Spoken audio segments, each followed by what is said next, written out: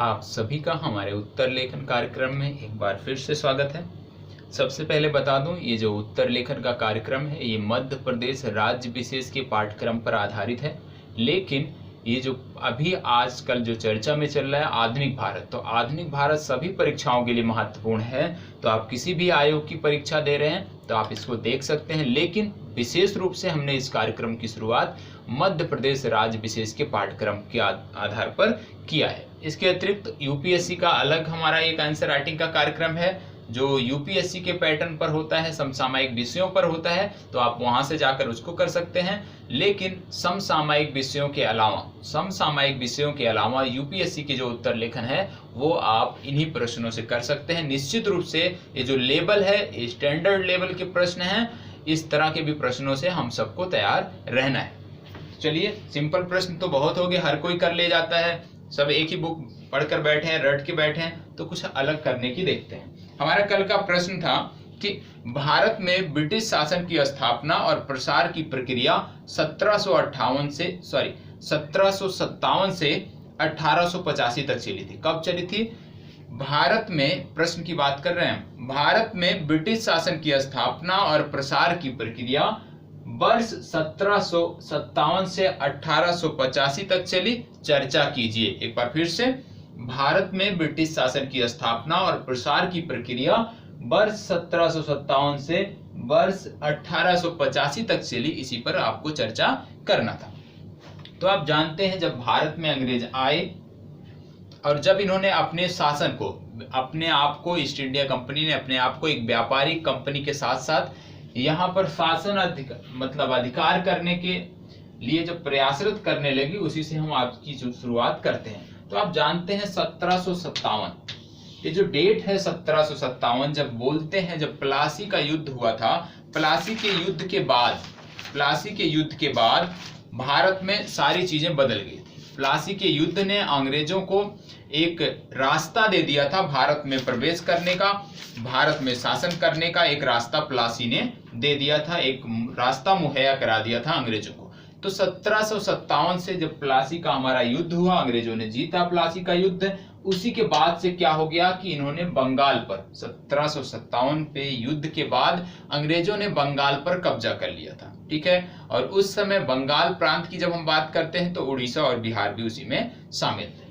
फिर जब 1757 में अंग्रेजों ने बंगाल पे किया कब्जा प्लासी के युद्ध के बाद, उसके बाद इन्होंने क्या किया, 1772 में, ये जो डेट है 1772 में, 1772 से 1757 के बीच ये सिर्फ और सिर्फ बंगाल में ही सीमित रहे।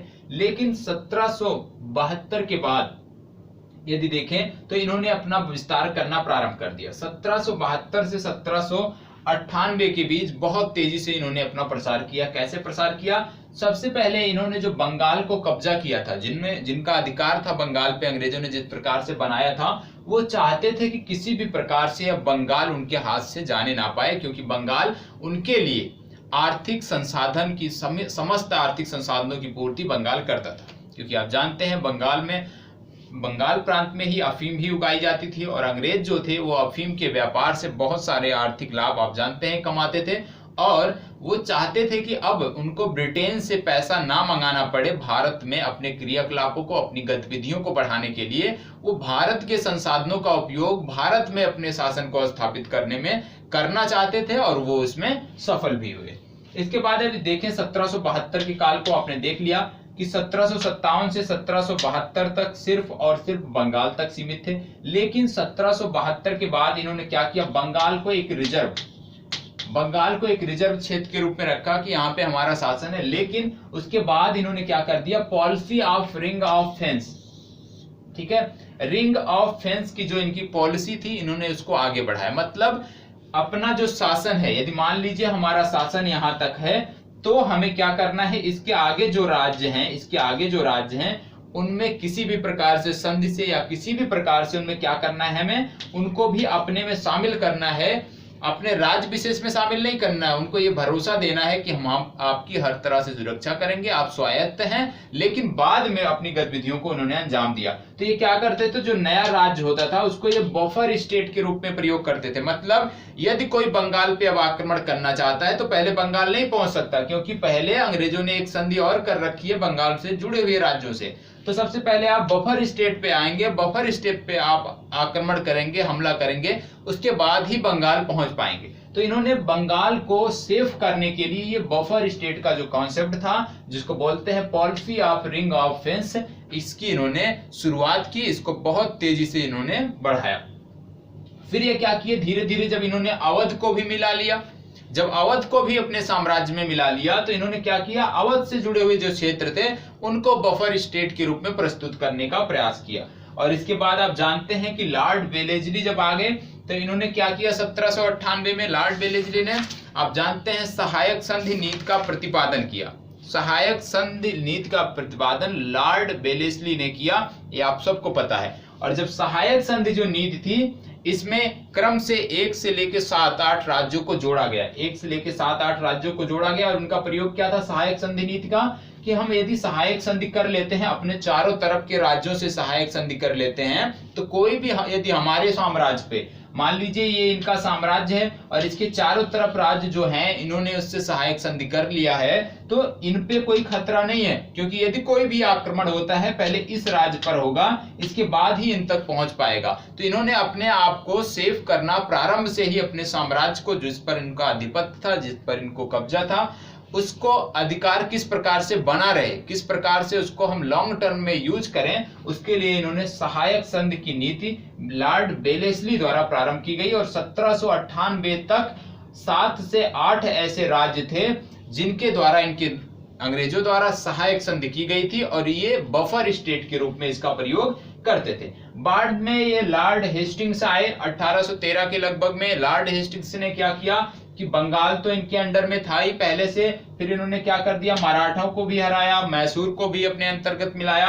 तो 1813 तक जो अंग्रेजों का साम्राज्य था उसका विस्तार कहां तक हो गया था, बंगाल के बाहर मैसूर और मराठों का जो राज्य था वहां तक इसका विस्तार हो गया था। इसी तरह से ये क्रम बढ़ता जा रहा था, धीरे धीरे जैसे समय काल बढ़ता जा रहा था उसी तरह से इनके राज्य क्षेत्र में भी विस्तार हो रहा था, राज्य क्षेत्र भी बढ़ता जा रहा था। और एक समय 1848 से 1856 के बीच बहुत तेजी से इस साम्राज्य का विस्तार हुआ। सबसे ज्यादा तेजी से यदि इस साम्राज्य का विस्तार हुआ अंग्रेजी साम्राज्य का, तो 1848 और 1856 के बीच में हुआ, जब डलहौजी जो है भारत आया, और डलहौजी के नेतृत्व में ही सबसे ज्यादा साम्राज्य विस्तार अंग्रेजों का हुआ। ठीक है, तो एक आपने क्रम देखा किस प्रकार से है। अब एक बार 1757 से लेके 1772 इसके बाद की गतिविधियों को समझते हैं, इसके बाद हम आगे बढ़ेंगे। ठीक है, तो सबसे पहले आप जानते हैं 1757 में क्या हुआ, प्लासी का युद्ध हुआ।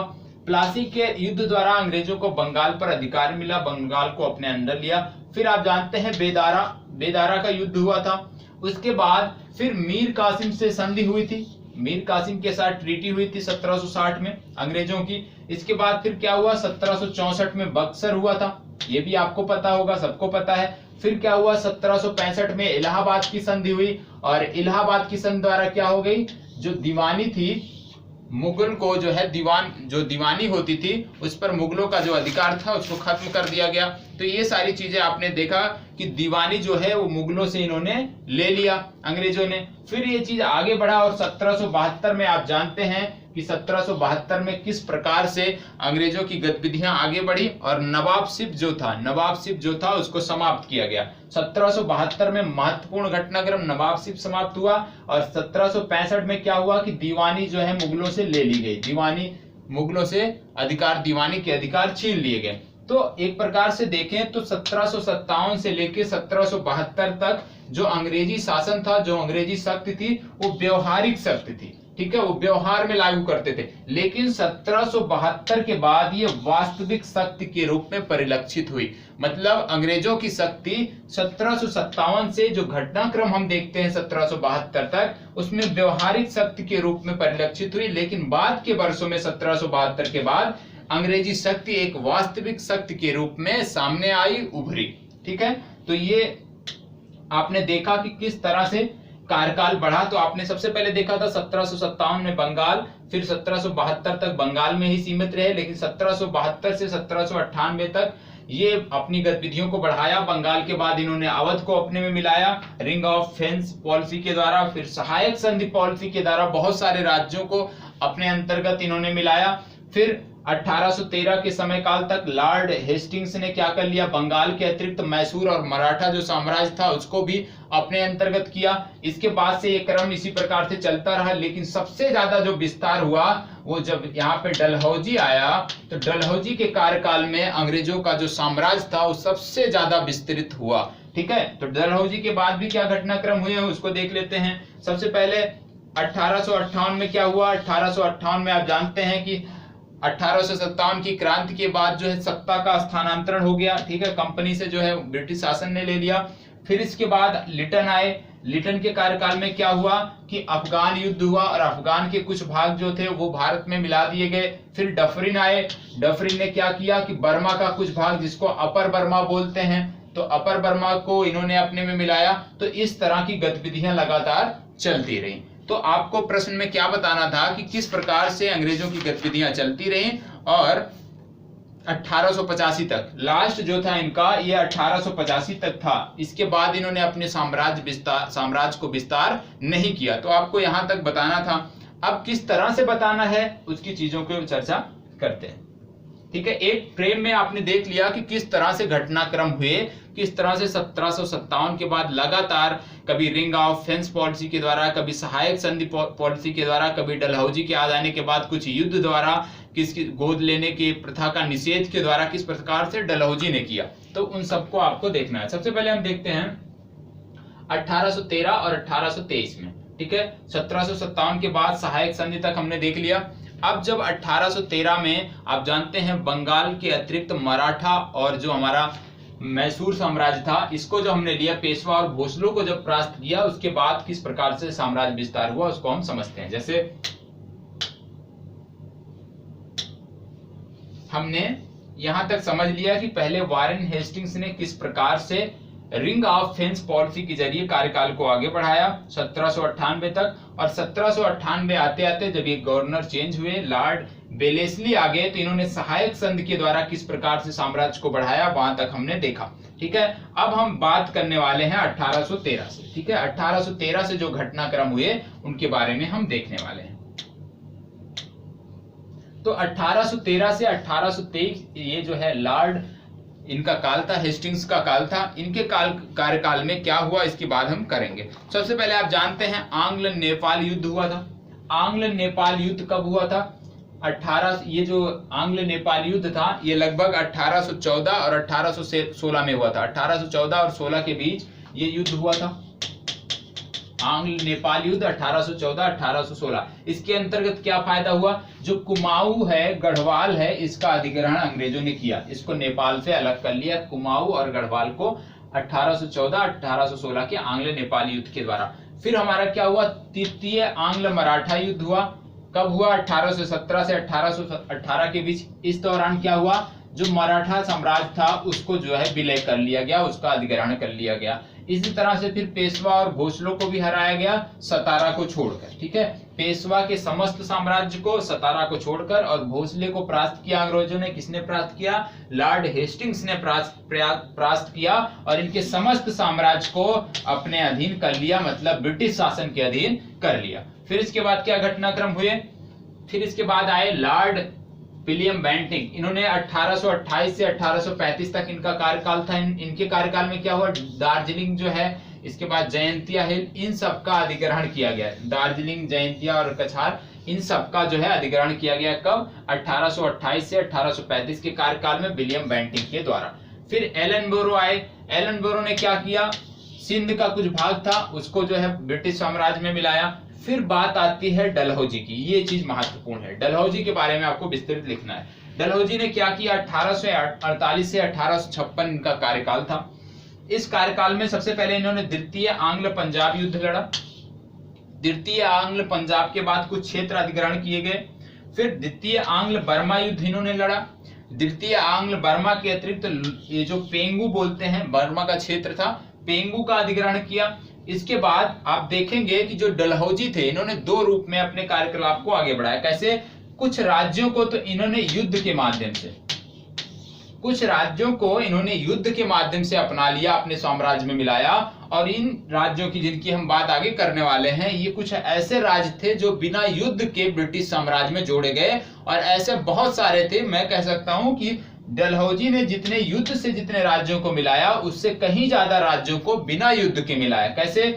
आप जानते हैं सतारा, जैतपुर, संबलपुर, फिर इसके बाद उधमपुर, झांसी, उदयपुर, झांसी और नागपुर। इन राज्यों को किस प्रकार से डलहौजी ने अपनी हड़प नीति, जिसको बोलते हैं doctrine of lapse, doctrine of lapse या गोद निषेध प्रथा, गोद निषेध प्रथा के माध्यम से किस तरह से जोड़ा, ये भी आपको देखने वाली बात है। इसमें सबसे पहले सतारा को जोड़ा गया, क्रम से मैंने लिखा है सतारा, सतारा के बाद जैतपुर, जैतपुर के बाद संबलपुर, संबलपुर के बाद बागहत, और बागहत के बाद उदयपुर, उदयपुर के बाद झांसी, और झांसी के बाद नागपुर। ये क्रम से इन राज्यों को डॉक्ट्रिन ऑफ लैप्स या गोद निषेध प्रथा के अंतर्गत सम्मिलित किया गया। तो आपने देखा कि किस प्रकार से ये पूरा घटनाक्रम हुआ, किस प्रकार से अंग्रेजों ने 1757 के बाद से लगातार अपने राज्य विस्तार को गति दिया। लेकिन सबसे ज्यादा यदि राज्य विस्तार किसी ने किया तो डलहौजी के कार्यकाल में हुआ। और डलहौजी के कार्यकाल में, जैसे पहले अंग्रेजों का साम्राज्य इतना मान लीजिए था, तो डलहौजी के कार्यकाल में ये साम्राज्य लगभग दोगुना हो गया। तो आपको किस प्रकार से लिखना है, उम्मीद करता हूं समझ में आ गया होगा। किन चीजों को अपने उत्तर में समाहित करना है। ये प्रश्न आपसे मांग करता था कि किस प्रकार से अंग्रेजों ने राज्य विस्तार किया और अपने राज्य की स्थापना किया। क्रमबद्ध तरीके से, चरणबद्ध तरीके से लिखना था। सबसे पहले किसका कार्यकाल आता है, उनके बाद किसका आता है, तो इस तरीके से लिखना था। और एक बेहतर उत्तर कैसे लिखा जाए, आप तक प्रस्तुत करने में सफल हो पाया हूं, ऐसा मुझे लगता है। यदि अच्छा लगा हो तो लाइक, शेयर और कमेंट अवश्य करिएगा। और मध्य प्रदेश के जो छात्र हैं, आपसे विनम्र निवेदन है, ये हमारी आप सबकी जिम्मेदारी है कि इस चैनल को बृहद कैसे बनाया जाए। तो इसके लिए आवश्यक है कि आप ज्यादा से ज्यादा शेयर करें, और प्लीज चैनल को सब्सक्राइब अवश्य करें। अपने दोस्तों, मित्रों, व्हाट्सएप, फेसबुक, जहां भी आप शेयर कर सकते हैं शेयर करें, जिससे हमारा जो एमपीपीएससी है, हमें आजाद आईएएस अकादमी में किसी से पीछे नहीं रहना है। हमसे आगे बीपीएससी वाले चल रहे हैं, तो बीपीएससी वालों को हमें पीछे छोड़ना है। तो आपका सहयोग चाहिए, जिससे आजाद आईएएस अकादमी में सबसे अच्छा चैनल, एमपीपीएससी का सबसे बेहतर और सबसे कम समय में बड़ा प्लेटफॉर्म एमपीपीएससी को आप सबको मिलकर हमारे साथ बनाना है। कल का प्रश्न क्या होगा वो टेलीग्राम ग्रुप में शेयर कर दिया जाएगा। जो लोग पहली बार देख रहे हैं, हमारा एक टेलीग्राम ग्रुप है जहां पर हम प्रतिदिन के अभ्यास प्रश्नों को शेयर करते हैं, और उसी प्रश्न की चर्चा यहाँ पे की जाती है, और बच्चे उसको लिखकर उसको शेयर करते हैं, और उनकी कॉपियों में जो कमियां होती हैं वहां पर उनको बताया जाता है। यदि आप जुड़ना चाहते हैं, कमेंट बॉक्स में कमेंट करिएगा, और मेरे द्वारा एक लिंक जो है टेलीग्राम ग्रुप की लिंक भी आपको कमेंट बॉक्स में शेयर कर दी जाएगी। तो यहीं पे अपनी चर्चा समाप्त करते हैं। नमस्कार, आदाब, हंसते रहें, मुस्कुराते रहें।